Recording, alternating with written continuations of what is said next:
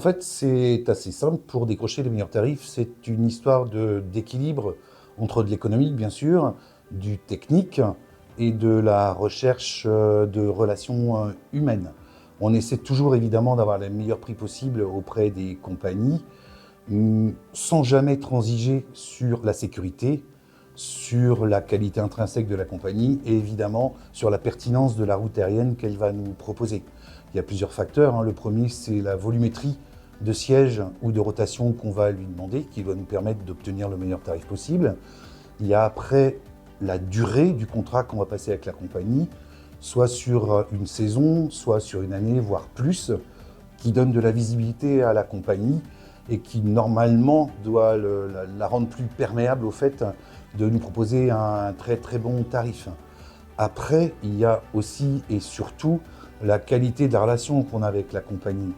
Quand une compagnie sait que nous sommes des gens fiables, que nous sommes capables de respecter nos engagements, que nous sommes de bons payeurs, ça simplifie et ça fluidifie considérablement la relation. En fait, la sécurisation du voyage d'un client se passe complètement en amont, hein.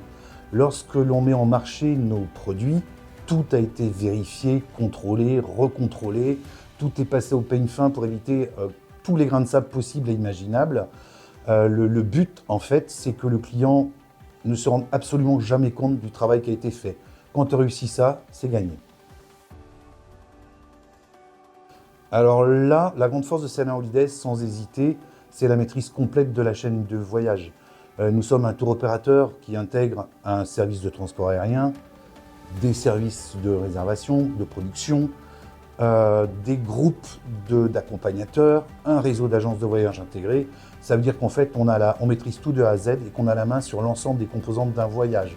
Donc, normalement, sauf avatar ou choses auxquelles on n'a pas pensé, il ne doit pas y avoir d'impondérables ou de choses auxquelles on n'a pas pensé sciemment.